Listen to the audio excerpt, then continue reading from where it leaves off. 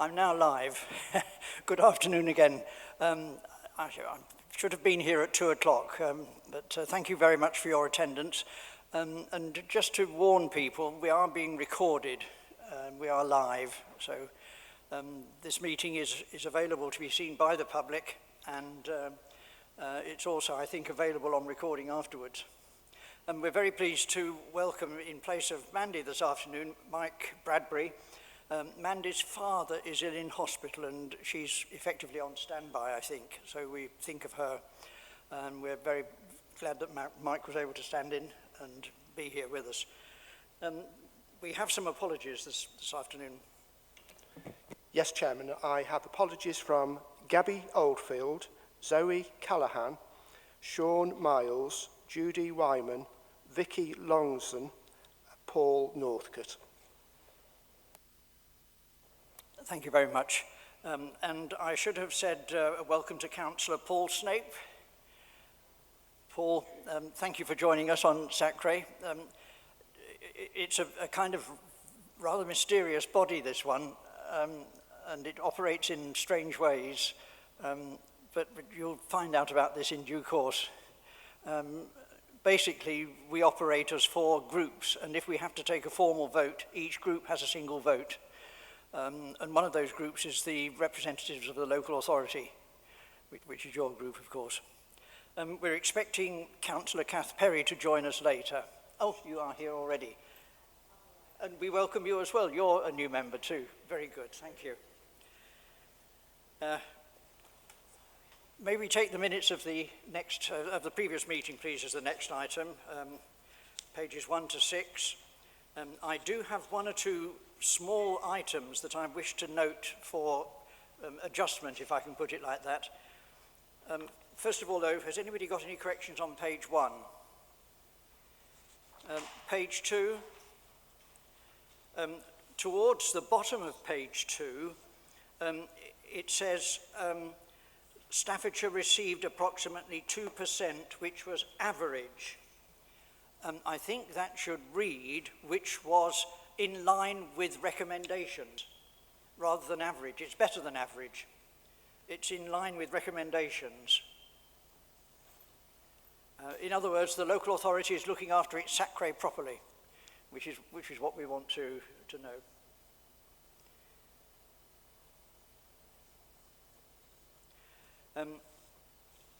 Anything on page 3?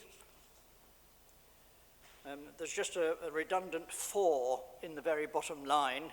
The Sacre meeting formally reconvened. There's a redundant 4 there. Page 4. Anything else? So can I have an indication that with those corrections we accept this as a record of the meeting? Okay, thank you very much. Just to make a point, we have technically included the minutes of the agreed syllabus conference in this, but we will need to agree them properly again when we convene as the agreed syllabus conference, and that'll happen in a short while. Now, any matters arising from these minutes? Anything on page 1?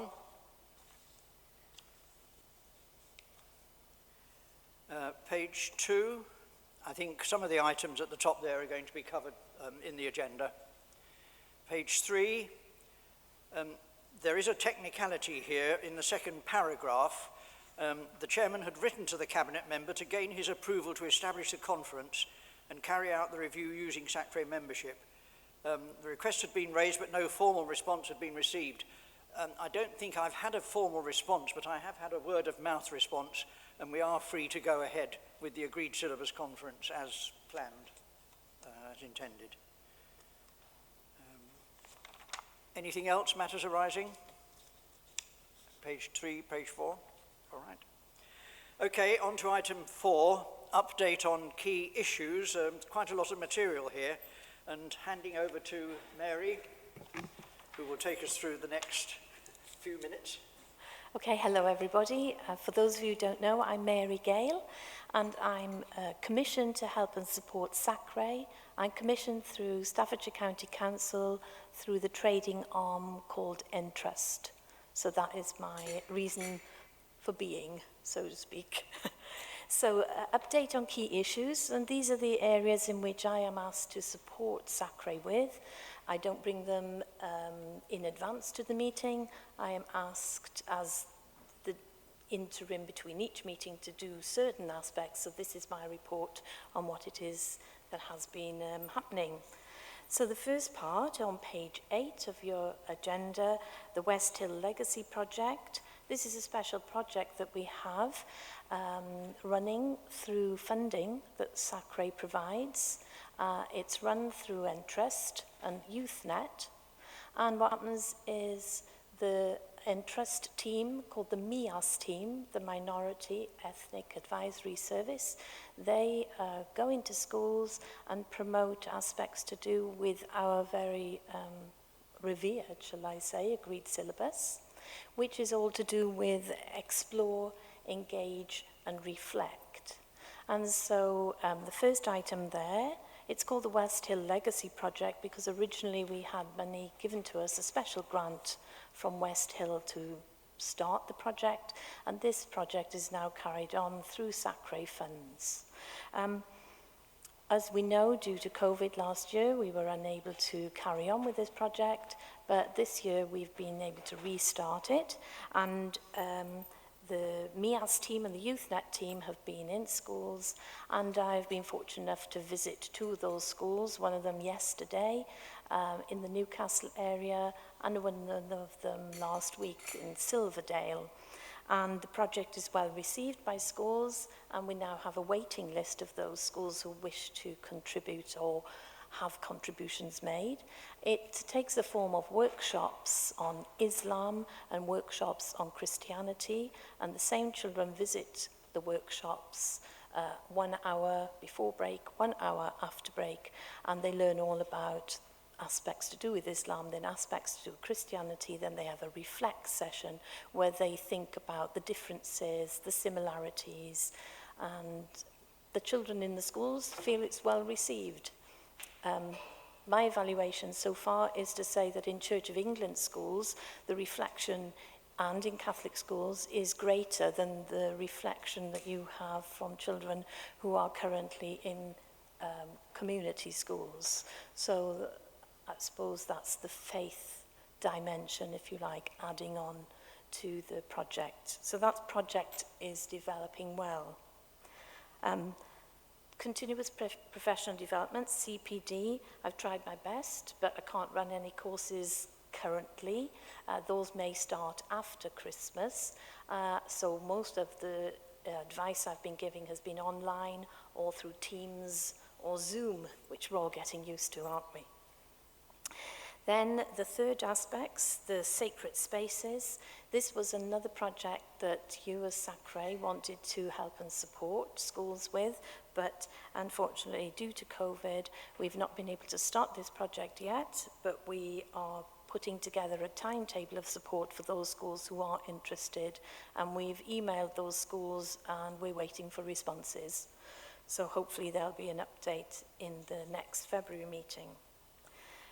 The next aspect to do with Ofsted, as we know, Ofsted has resumed all its, its inspections, shall I say, of schools, and there is a website called WatchSted, not Ofsted, WatchSted, and in there you can actually trawl through that website to find out which words are used currently in Ofsted reports. So I did a bit of a scroll through to find out where religious education was actually mentioned, and I'm reporting here that 150 mentions of religious education out of 3,000 national reports. So it saves me going through lots of reports. We've only had one reference so far in Staffordshire to religious education, and that report has yet to be published, but I have been contacted by the school, and in that you can see that I've written down the reason why. They were not using the agreed syllabus. They had confused the resource called Understanding Christianity, which is written by the National Association for Teachers of Religious Education. It's a resource all about Christianity, and they thought that was the agreed syllabus. So I have been speaking to the school about that, and we're sorting that out now. So they are very aware now what the agreed syllabus is, and that understanding Christianity is just a resource that they can use.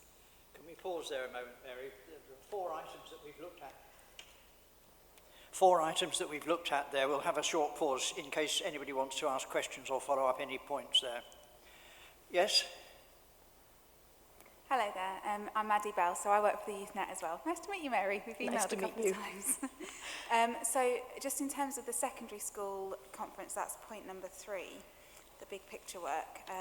I've spoken to a couple of secondary schools that we work with, and actually what we're finding is, because the conference requires students to perhaps come out of timetable, there's a bit of resistance there from leadership teams within schools, because the focus is very much at the moment on getting the curriculum right and a lot of catch-up work after COVID. So I was just wondering, in your experience of supporting the schools with the RE syllabus as well, if that's a similar thing that you are seeing across other schools in terms of wanting to perhaps limit extracurricular work to focus just on the core curriculum.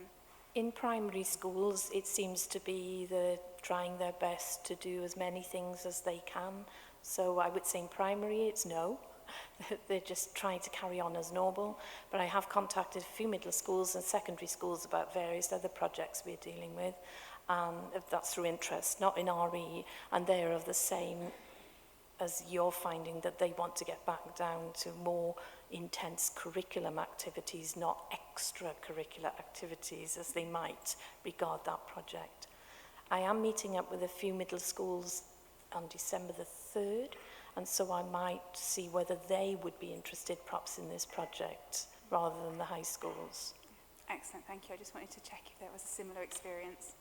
Yeah, no, it's not the same in primary. They're enjoying the Engage, Reflect project. So, yes, carry on. Press the button. Just the only thing I would say, I'm a middle school leader, is I would quite like to do it because I think many of our children have suffered with their mental health, and maybe that's an angle to try and sell it, if that makes sense, because it's about reflection, about children allowing them to have a bit of space and time to think about things.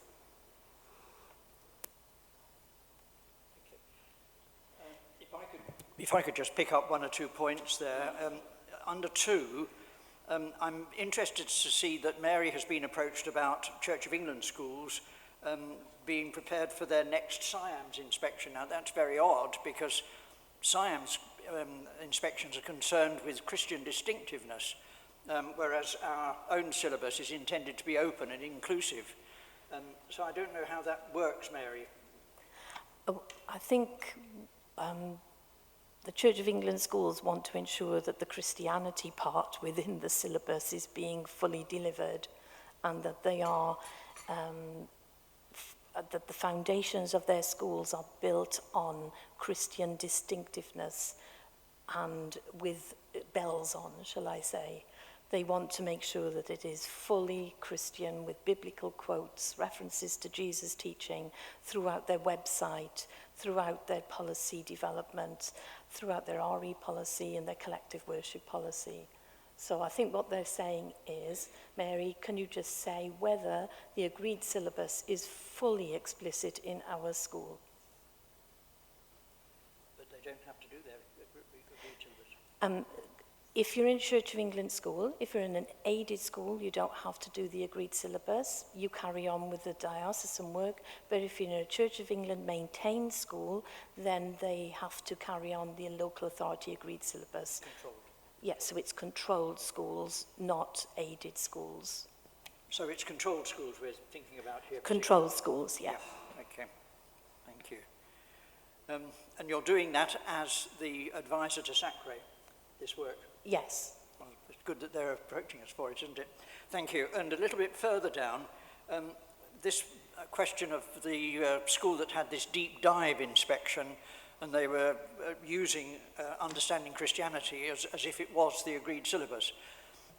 There's a lot of publicity going around for RE support materials, and they're being promoted both to promote institutions and also as commercial enterprises.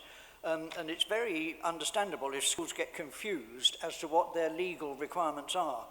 And Mary has to deal with this on quite a number of occasions, I think. One of the exercises that we're doing, of course, in putting the review of the agreed syllabus in train is that it helps to raise the profile of the agreed syllabus and remind schools that this is what they should be using as their guide for teaching RE in their schools.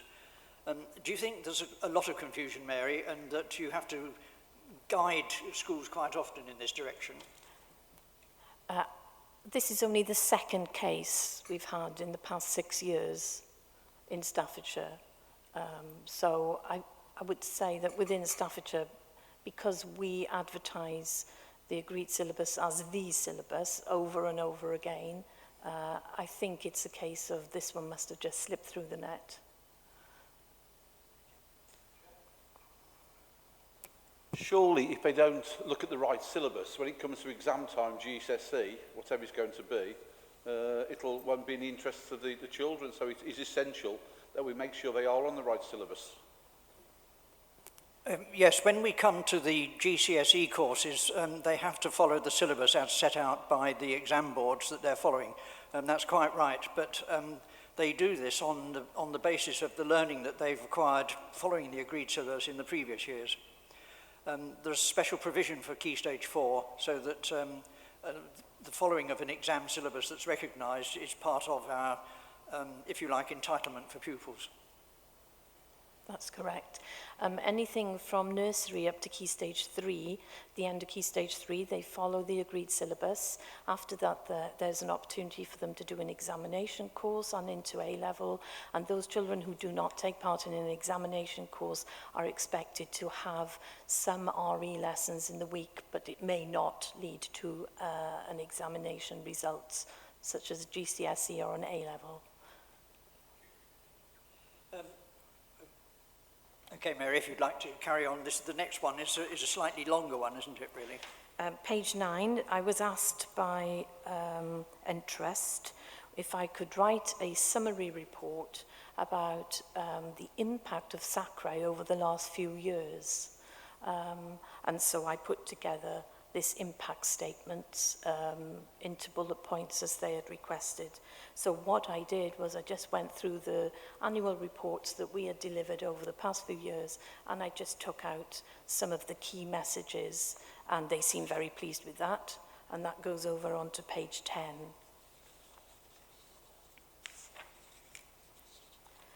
Yeah, if I could just ask about one little point there. The second dotty point before the bottom of page 9, Mary, and the middle line there, you say grades were at 60.9% compared to Staffordshire 50.9%. Therefore, Staffordshire was closely in line. I'm wondering whether there's been a misprint there. I think it should, we're not closely in line. We're not closely aligned. You are right. There is also on a couple of other pages, there is a typo. Okay. Okay. Right, carrying on, thank you. On page 10, as part and parcel of my role for SACRE, I'm expected to attend training. So I have been attending NASICA training, which is the National Association for SACREs, and I joined in a virtual training on how to write an annual report. That's further on in the agenda, I'll show you that. Just before you move on from that, Mary, we're more or less in line with the sort of template, aren't we? We are.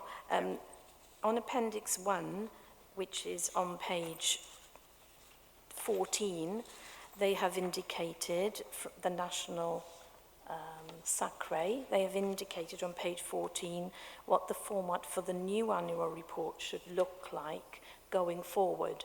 Now, the annual report that you have in the papers today is written in the old format, but as Michael has said, our format is quite closely aligned to that with a few tweaks, and I've tried to bring some of those tweaks to the meeting today so that when we're writing the next annual report, we're well and truly organised, because that's the way I like to be, and that's the way Michael likes to be.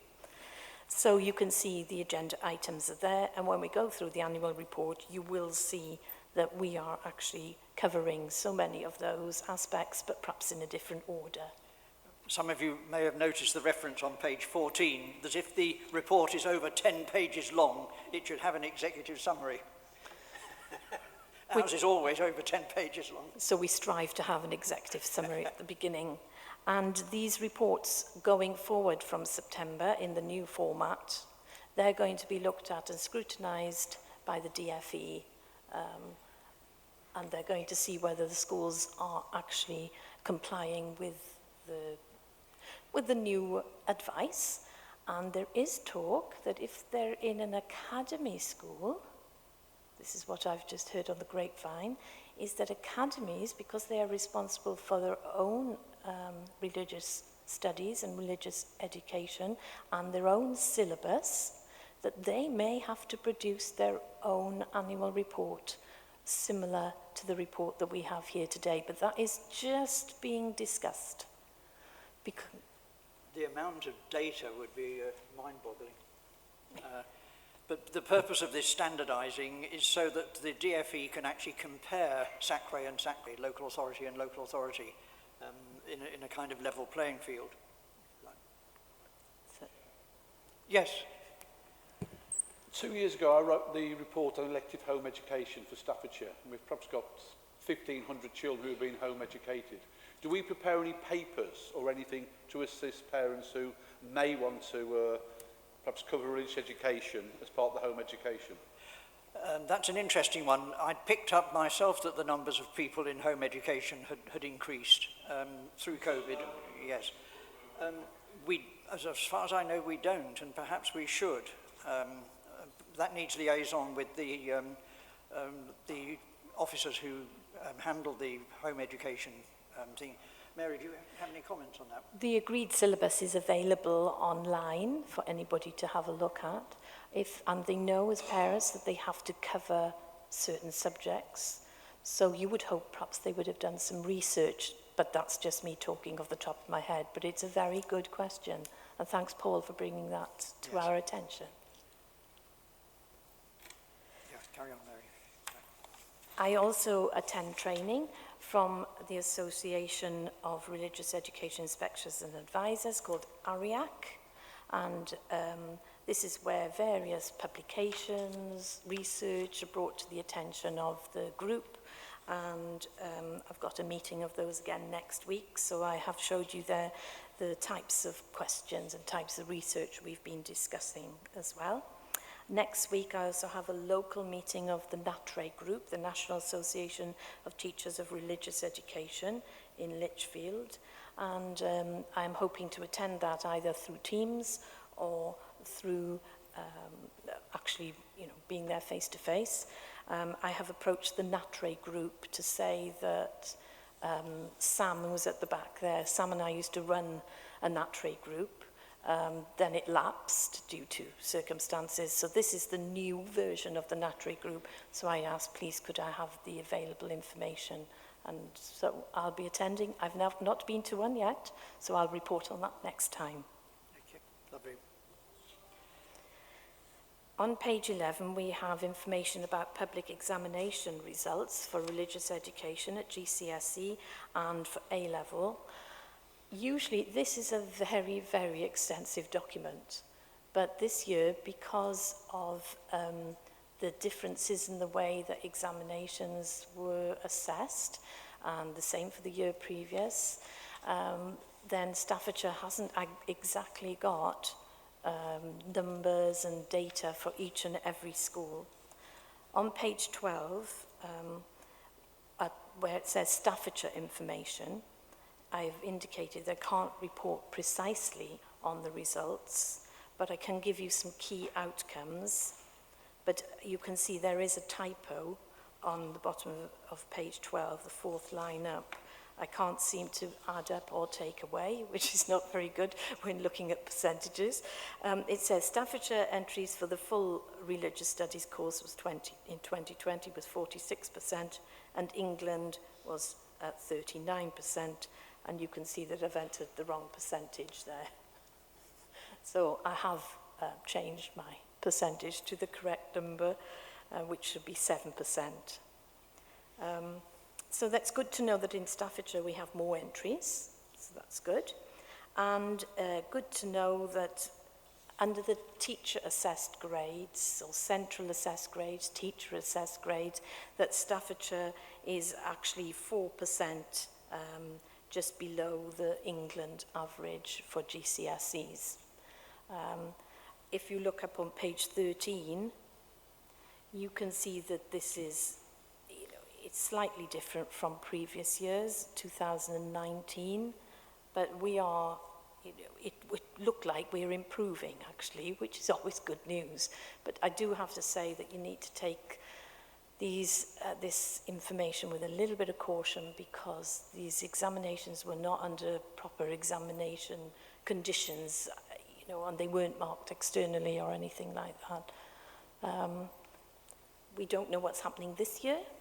I think Mary is saying that a lot of the assessment was by teacher assessment rather than by exam. Yes. Which means that it's much more it's a bit more variable, fluid. Not easy to monitor. And yeah. This year, though, they have insisted that where a teacher might be giving a grade, because we don't know, we are hoping for exams, that the children must be assessed in examination situations at least 3 times during the year. And therefore, if we do have to go to teacher-assessed grades for the coming summer, then we do have examination results which have been sat under examination conditions. So that would be quite interesting to see then the comparisons. So watch this space for next year is all I can say. And for religious education, in A-level studies, I don't have a lot of outcomes for Staffordshire. That information has not been provided. I have asked, I have emailed, but I've not had a response as yet, other than to say they're looking into it. So I've just given you a general information there about the religious studies, A-levels, and the decline in entries and so on. And that's all I can do currently for you.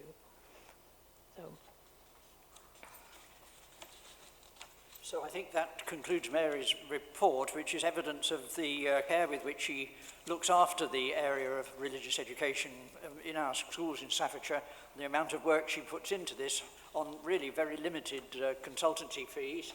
And so we're very grateful to Mary for all that work and for all the support she gives. Any questions that people would like to put? Okay. Could I add one additional aspect?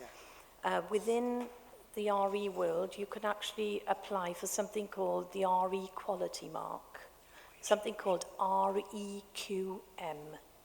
Now, this is a quality mark that is very difficult to achieve. It requires a lot of work on behalf of the school. You can either go for gold, silver, or bronze award. My school was the first school when I was a head teacher to actually achieve throughout the whole of the West Midlands the REQM. We have been approached by one school, that's all, out of the whole of Staffordshire, one school that wishes to apply to go for the REQM because they feel that they have done all the preparatory work. This is a small school and does not have all of the necessary funds to actually fund all of it. The cost is £475 to apply. So I was going to ask today, since REQM is part and parcel of some of the work that I do in schools, I prepare them, and usually they say, Mary, we can't go for it, it's just too difficult. We have had an application from one school where the SACRE would actually support them monetary-wise by using part of the funding that we have available still to us to fund the REQM at £475. Yeah, the request from Mary, through Mary from the school, is that we pay for the necessary application for them to enter into this objective of achieving this award, the RE quality mark. The quality mark is intended to raise standards in RE across the country and to give schools the opportunity to achieve excellence and to be recognised for their excellence in this area. So I do commend this, and I'm sure Mary would not have asked SACRE to approve this if we didn't have the funds available to do it. Unless anybody has got any comment they'd like to make about this, Could I put it from the chair that Sacre does accept this request and finds this money for the school to be supported? Is that agreed? Okay, thank you very much. And the school will be enormously encouraged. Mohammed. Yeah, it's okay to agree now, but what if other schools come along? Well, I asked the same question, Mohammed, and the answer is this is the second school in 15 years. Mary's was the first, and this is only the second since then. Okay, can you name the school, please? In Staffordshire. Name of the school? It's St Chad's Church of England Voluntary Controlled First School. And where is it In based? Lichfield. It's in Pattingham. Oh, sorry, Pattingham. Just outside Wolverhampton. So it's a multiracial school. And, Right, it's a village school. and it's a village school. Yeah. Yeah. Yeah. I have done a troll of their website. I have looked and assessed the school myself because I'm a church school inspector, and I think they've got very good evidence to achieve the silver mark, if not the gold. So I haven't brought this lightly, if you like, to the Sacre, and possibly in the future, if there were additional schools who wanted to, then I think you could say Mary would quality assure and say whether it would be worthy of bringing their names forward to the meeting. And if I felt that they weren't ready, I would give them a summary indicator of what they needed to do in order to be ready, if that makes any sense and helps you with your query. Would we know if other schools had achieved this mark in Staffordshire without going through us? Yes, you just go on the REQM website, and there is a map of Great Britain, and it indicates where the schools are. After so many years, you drop off the map because you've got to reapply.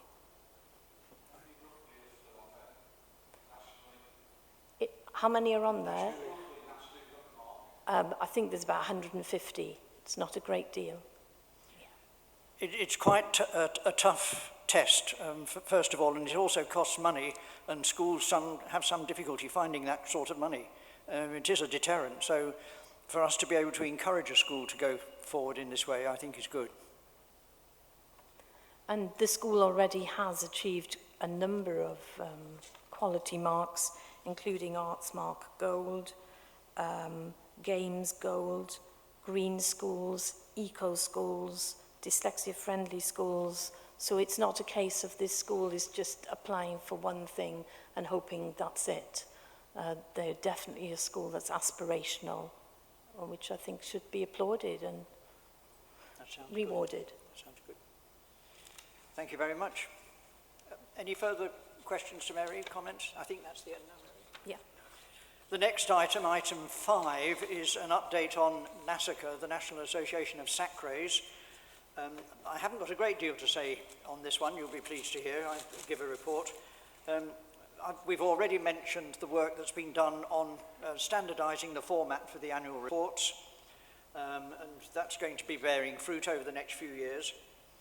And also, we've already had mention the online development seminars, if you like, webinars that are being mounted once a month by NASACA.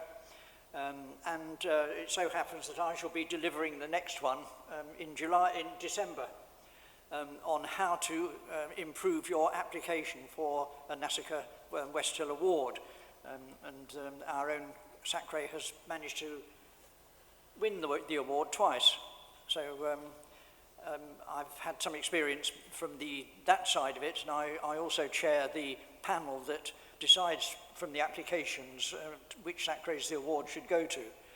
So but I'm expecting to be quizzed about this because however many people apply and however good your applications are, you're in competition with other Sacres, and if theirs is better than yours, they're the ones who get the award.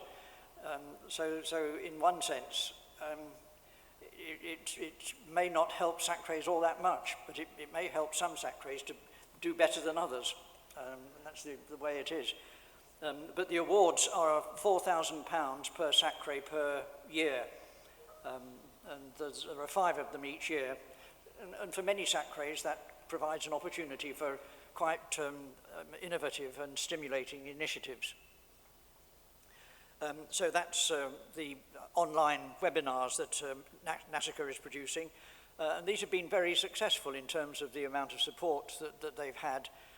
People seem to be much more comfortable doing these things online in the COVID and post-COVID period than they used to before, I think. And it's becoming a way of life. Third thing is just to say that many of you know that I'm the treasurer of the National Association, and I've been the treasurer ever since it began, rather a long time ago.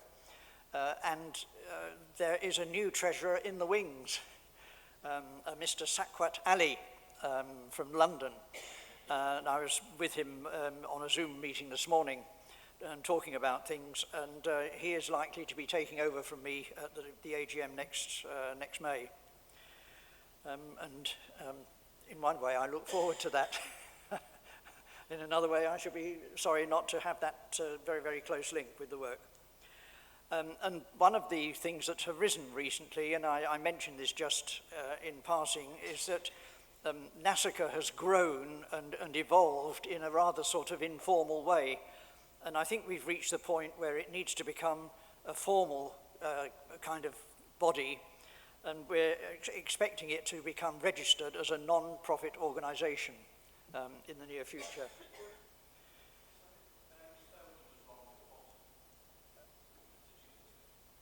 Something spelt wrongly at the bottom. There's a 3 missing at the very end. Ah. Okay. This is on page 19. 17. And I think it's on, it seems to have dropped off all of them. So I need to add a 3 if you want to contact me. Well, thank you very much. Okay. Any questions on NASICA? Okay. NASICA is in a good place. It's doing good things at the moment. It's got a strong leadership and engaging with other organisations in the RE world and with the government. Although SACRAs themselves are, in a sense, losing a little bit of their immediate responsibilities with academisation and so on, they still have a statutory role and a statutory place within the local authority. And they are alive and kicking and doing what they can and what they should be doing. So that's good. Item 6. This is simply to introduce to councillors and other members of SACRA what is happening about the agreed syllabus review. Mary, do you want to take us through this one? I added this last time to the meeting, but I was aware that we did have new SACRA members, so I've just added it again. And on page 20, you can see that I've just put together all of the review information that needs to be indicated for you to look at and read and understand. Basically what it's saying is that the SACRA writes the local agreed syllabus for Staffordshire. It does so every 6 years, 5 or 6 years, and that in this meeting we are allowed, provided councillors and chair agrees, we are allowed to convene a separate conference to actually look at the agreed syllabus, to get updates on where we are with regard to the syllabus currently and its rewrite or its tweaking, whichever it happens to be.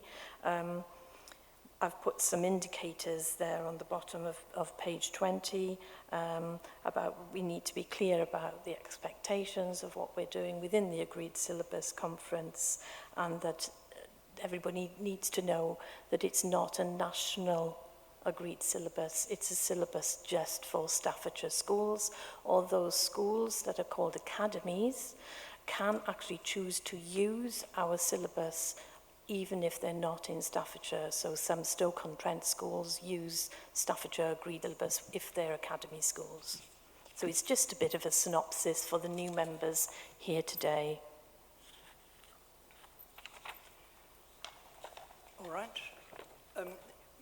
May I just explain for the benefit of new members of SACRA that the Agreed Syllabus Conference is a separate body, technically, from the SACRE itself, although it has exactly the same membership as it happens. It can do, but it doesn't need to.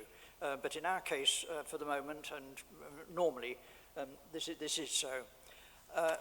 When we come to looking at the recommendations for the agreed syllabus, we meet as an agreed syllabus conference first of all, and we can only move forward with a recommendation to SACRE if each of the 4 groups votes in favour of that proposal. And that's when we have a formal vote in place. And if one group doesn't like what's being proposed, then it can say so, and we have to go back to the drawing board. And again, when SACRE receives the recommendations through the agreed syllabus conference, the SACRE technically should adopt it on a voting basis as well. It then goes through to the cabinet or the cabinet member for their approval before it becomes the statutory instrument for RE for the foregoing years ahead within the county. So that's the sort of legal structure for the thing. And I'm now going to move on to agenda item 7. And in order for agenda item 7 to take place, I'm going to do a conjuring trick. I'm going to suspend the SACRE meeting and convene the agreed syllabus conference, which means that we change the hats that we've got on. Invisibly, we've changed our hats from being the SACRE to being the agreed syllabus conference. We're now the agreed syllabus conference. And I think it would be useful, Mike, if in future we could actually have separate papers for the meetings of the agreed syllabus conference, so that it's clear that they are distinct bodies. That's all right. So on page 23, we take the number, the people present and the apologies as for the SACRE meeting. The minutes of the July the 1st meeting we've already looked at, but I think I need to have your assent as the agreed syllabus conference that we accept them as a true record for that part of that agenda. Could you indicate if you're in favour, please? Okay, thank you. Are there any matters arising from those minutes? I can't imagine that there will be. Okay, and then update below. Mary, would you like to take over? So this is part of the matters arising as well. So rather than just go through matters arising, the update is everything that we agreed that we would do from the previous meeting. So we agreed that we would start reviewing the current agreed syllabus, and we would look to see if anybody was willing to join a working party, and people put their names forward.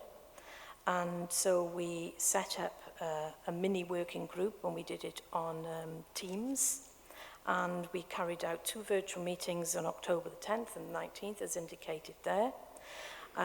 We've started discussions with stakeholders, and that has been done in various ways. I have email addresses of many RE and RS leaders in schools, so I've been emailing them, and I've also joined with some schools on Teams to ask them what they think of the current agreed syllabus. Is there anything they wish to change, anything they would like to see that's different, anything they don't understand? And so that's ongoing at the moment, and that will continue into the spring term. And as you can see there, I've sent a survey out to over 200 schools, and that's been done through the governor's services, governor information packs, because we want governors involved in this as much as school leaders, as much as teachers, and as much as children. And I've sent it out to over 200 schools, and I've had 7 replies. But it will go into the next spring meeting agendas as well. So we'll look forward to more schools joining in and taking part in that survey. When I went to visit the schools yesterday and the week before, I spoke to children about what they thought about religious education in schools, so I've taken some ideas from them. I've spoken to the staff who are in the rooms, the teachers who are actually teaching the agreed syllabus, and the types of questions that I asked them are similar to the ones that you can see on page 24 and 25, 26 and 27. And if you would like to take part in the survey yourselves, on the top of page 24, if you take the electronic version of these papers and you click on the link right at the top of page 24, you can have the opportunity to answer some of these questions. And if you have a direct link to any school or teacher, you could sit down with them and go through the questions together, because I know you won't be able to answer all of the questions yourselves, but it might be a good start to have a discussion or a conversation. So these are the questions that have been sent out to all of the schools, and these are the questions I've been asking the adults, but through the children I've been asking modified version. I do know the Vice Chair was going to be asking, she's not here today, Vice Chair Sacre, she's going to be asking Christchurch Academy in Stone what the children think about religious education and religious studies. And if anybody here at this meeting would like to go to one of their local schools and talk to the children about religious education, then I would be more than happy to receive a text from you to say, Mary, I've done that, how can I send you that information? So that would be lovely if any of you would want to join in and do that. So we've got some future actions which I've outlined if you look back on page 23, and there's that opportunity, as I've said, for you as Sacre members to take part. We're still in the exploratory stage, and the summary of the exploration seems to be at the moment, people really like the agreed syllabus. This isn't written down. I checked the survey this morning. They like the agreed syllabus. They're getting confused between what the agreed syllabus is and please could we have lots and lots of examples of planning, which is not an agreed syllabus, because the thing about an agreed syllabus is it gives you information and then teachers are expected to plan according to their local need. They want assessment grids, which are not actually part of the agreed syllabus, but it's good to see the types of things that they do want help with, so that will help for continuous professional development. A couple of people have said, please could we have some information on the vision of the agreed syllabus, and we discussed this in the working party, and we did think that that was actually quite a good idea, because vision, the vision of the agreed syllabus. And could we label that intent as in the Ofsted word for vision as well? So the vision or our intent for religious education in our Staffordshire schools is as follows. So it's very clear what the intent of the agreed syllabus is. So this is good feedback, isn't it? Because this helps us to develop. So that's where we're at the moment. People have said they don't want major changes because some of them are only just getting to grips with the agreed syllabus that we wrote 5 years ago. And minor tweaks would suit them best. Major tweaks would cause them chaos. And there was only one school that so far that wanted a full major read-write, and that was a special school because they wanted the whole agreed syllabus written to actually support children in their special school. But we do have a section in the agreed syllabus about special schools, so perhaps I would just enhance that so that they would understand the differences. And also early years education has changed since we actually wrote the first agreed syllabus, and so there would be some tweaking with the early years foundation stage information that would need to be added and tweaked to be in line with the statutory requirements for early years. So that's a summary. Thank you, Mary. If I can sum up one or two of those things, as far as we can gather from schools and teachers, the syllabus is working. There is very little criticism of what's actually in the syllabus as such. The teachers are looking for extras and additions to it rather than the other thing. They're not looking for a major rewrite of it, but just for tweaking. And the question I have really is whether we've got enough time to listen to what the teachers are saying and to assimilate this and to put this into a revised document. What do you think, Mary? I think with the tweaks that are coming forward, I think we do need to have a vision. That's a really good idea. We've got aims, but we haven't actually said the word vision. I think we all just assumed, but let's be explicit. I think the early years needs to be looked at, and the assessment within early years, enhance the special school part, but I think the core of it will remain the same. So that's what I'm hoping. Well, teachers are comfortable with it, aren't they? They're very comfortable. And my reflection on what you were saying about vision, it'd be quite creative if we could in some way link this with a broader vision of education, and possibly with a broader vision of education as set out within Staffordshire itself. But we'll need to consult with senior people in Staffordshire about that. Yes, Councillor. Sorry to keep asking questions, but No. when we wrote the elective home education, there was 2 schools in the county, one in Cannock and one in Lichfield, where the traveller communities were taking their children out at the middle of year 6 because they weren't happy with the religious education syllabus. It was teaching things that were contrary to their beliefs. They'd send a textbook home, a certain page would be ripped out when it came back.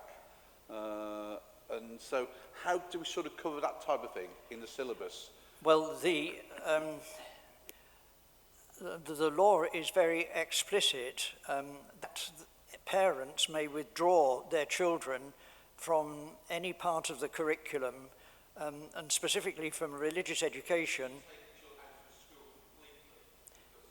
Well, I mean, religious education is often taught, okay, it runs through a school really, the moral aspect of it, various things really, yeah. if we do it properly. They were actually taking the children out of school at year 6 and saying, because of religious education, we're now going to homeschool them. So they never went on to senior education at all. Mary might want to comment on this, but parents have this right to do this. That's all I can say on that one. Mary. That hasn't come to our attention here at Sacre, and it hasn't come to my attention for the local authority, but the only way I know it operates at the moment is certain children do not have religious education, and they have some alternative provision made for them within school. I wasn't aware that some year 6's parents were taking them out, but I mean that's good for us to know, because that's what we need. If we talk outside the meeting, I'll update you on it really, because it was quite a serious thing that we wrote in the document. Thank you. There are 2 areas which I can speculate might have caused issues. I think some people continue to have problems with an RE syllabus which includes religions other than Christianity. The other problem area at the moment is over personal relationships and the interaction of that with certain values or principles, if you like, that some faiths promote. It was pure religion and science, how the world was founded, started, where babies come from, really, things like that more than anything modern. It was really going back to Yes. the world is still flat for certain people. Okay. Thank you. Mary will follow it up afterwards. Yes. Sorry, can I just, we do have quite a lot of travellers in my school, and the only people similar to that really, that children have taken them out in year 6 is usually to do with sex education, to be honest, and how you teach things in science. So I haven't heard of anything with RE, and children are quite happy just to come out of RE if they don't want to be in there. I think that's the case in many schools. It is the relationship, sex and health education aspect that's caused a lot of chaos over the past year or 2, but that now has become statutory, that all children have to take part in relationship. and health education. The sex part, they can have their children removed from if they wish, but usually if you put it in the science curriculum, they can't be removed from that area. So I suppose it's how the school might subtly address it. Thank you. Right, Mary has given you the format in which we're sounding out the views of teachers, and the feedback that we're getting at the moment is constructive and useful. We'll be working on that, and I don't know whether Sam's got any comments so far. No, I attended the meetings with, well, both you, didn't I, one of the sessions, and yeah, I think you've raised all the points that... Can you bring your speaker? Oh, sorry. I think you've raised all the points that we mentioned. I've also got a travel in my class, and I know her parents are quite agitated about the relationships education, and we have to work around that, but again, we've not had anything to do with the RE curriculum, so... There was some additional information, wasn't there, from the networking meeting that we had, that we explore the terminology of world views in a little bit more detail. Yeah. But I still think we have to be quite careful with that. We have indicated that we are teaching religious education and world views.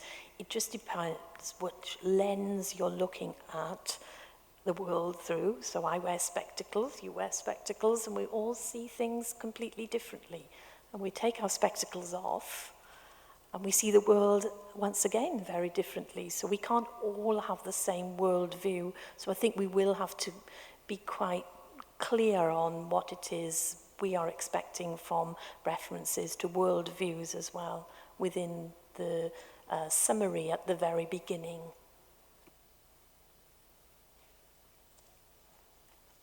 If there's nothing further, I will, in a moment, bring this meeting of the Agreed Syllabus Conference to a close. I would say that the work is progressing well, and we expect to keep to our timetable. At the very bottom of page 23, opportunity to take part as SACRE members. Encourage stakeholders to click the following link, which is over the page, and provide comments on the current syllabus. So if anybody wants to, they're very welcome to, and do take part if you wish to. Okay. Right, that is the conclusion of the meeting of the Agreed Syllabus Conference. We now change hats again and resume the meeting of the SACRE.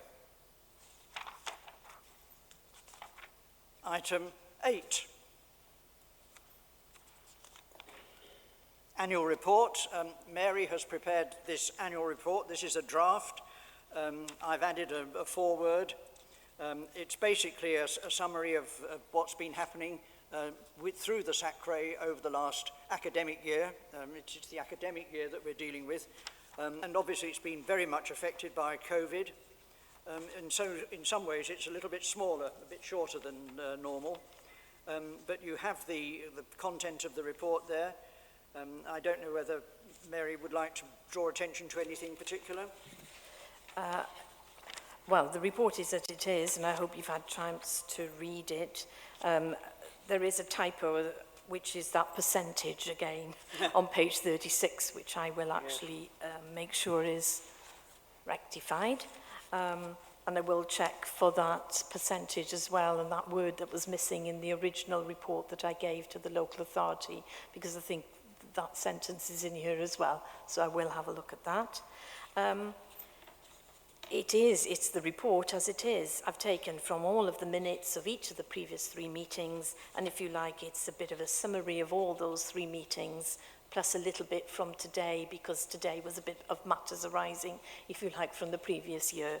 Yeah.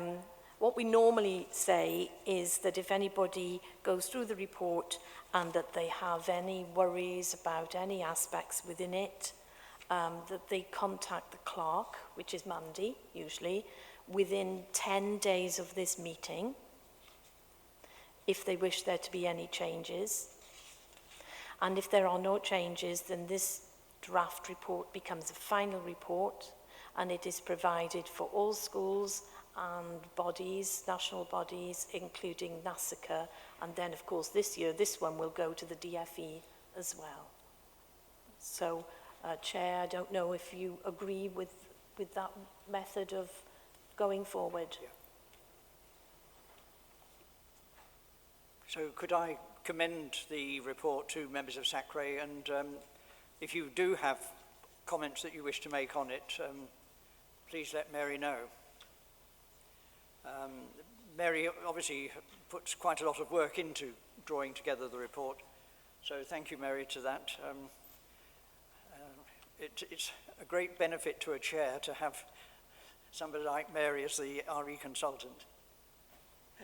So thank you very much. I know there are some places where the chair has to write the report. So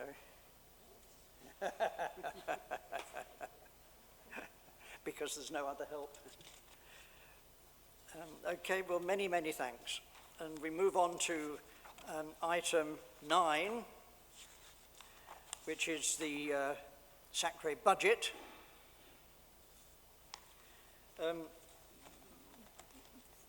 The current budget position is obviously we're moving towards the end of the year now, in one sense. So we should have been looking towards completing the spending of the budget over the next term or so.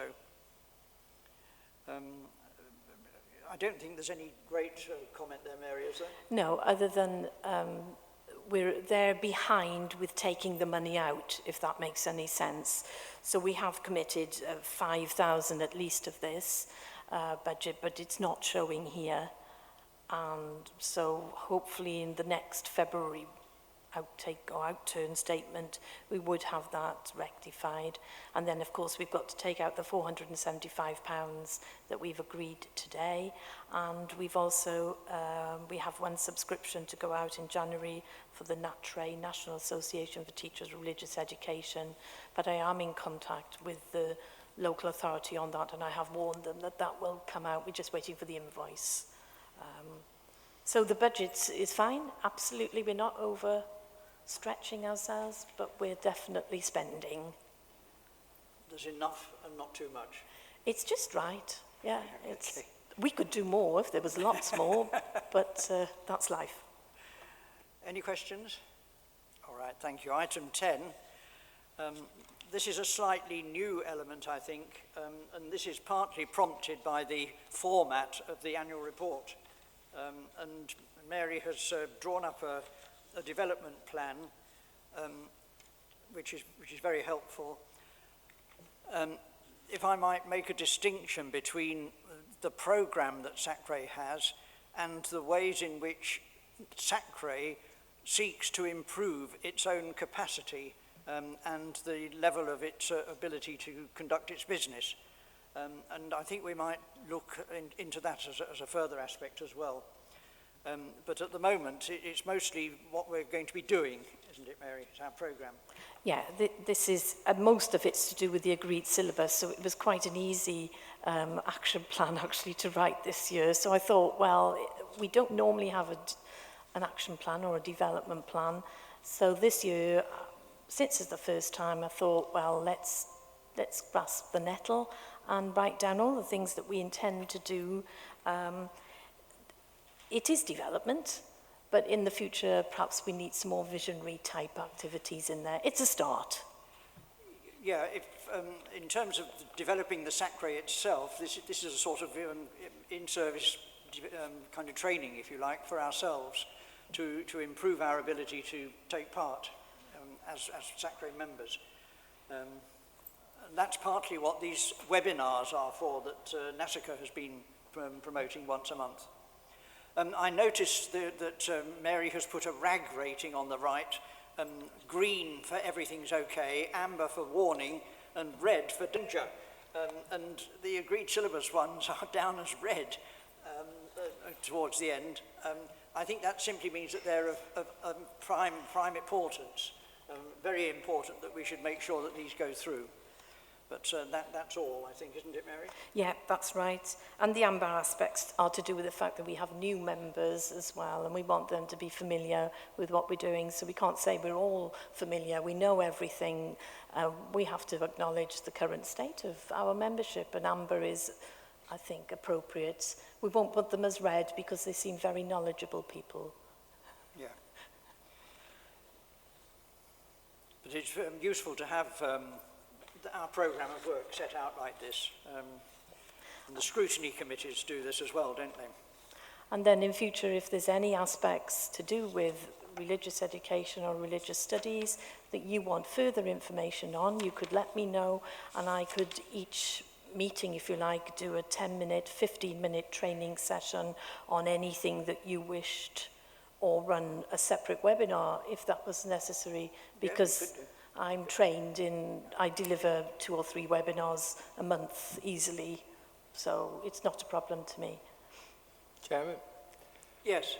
When you do rag rating, I always find it very useful on the right-hand side to see a little arrow alongside the A, G or R, and then its direction, whether it's amber going into red or amber going into green or green heading for amber. You're not going to have green going into dark green or red going into scarlet, I hope, but I like that idea. direction of travel means that it just focuses your attention on things that need doing. So amber plus would mean amber going into green, an amber arrow. Okay, thank you.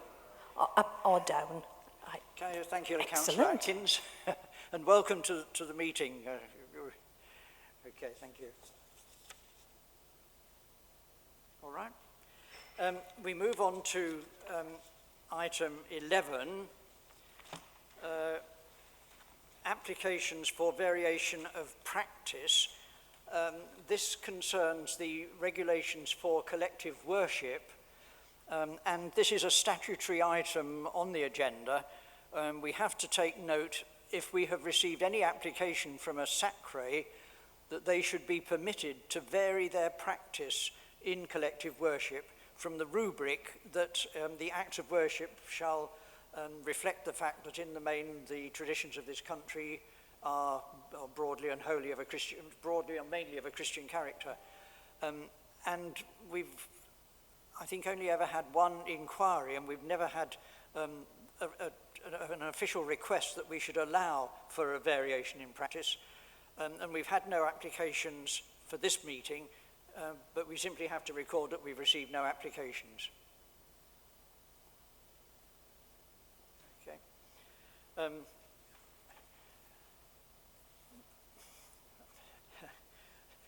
I know this is being recorded, so this is a slightly risky thing to say, but it is possible that in some schools practices are varied beyond what the rubric says, and we don't know about it. It's not been officially sanctioned or pursued, but that's by the way. Item 11 is concluded, and that means we just have date of future meetings. Mandy said very, very fiercely at the end of the memo that she sent to Mary and I, that because this is a public meeting and the agenda has already been published, we are not allowed to include any other matters raised by members. So I am not allowed to receive any other matters of business for this meeting. But if you want to talk about anything outside this meeting, you're very welcome to. And there's a lot that goes on of an informal kind that doesn't have to go through the motions of a formal meeting. I'm afraid it's only 3:20, ladies and gentlemen. Have we conducted all our business? I think we have. Are you happy that we've conducted all our business? We have some spare time in that case. May I thank you all very much for your attendance and support, and conclude the meeting. And with thanks again to Mike, thank you very much.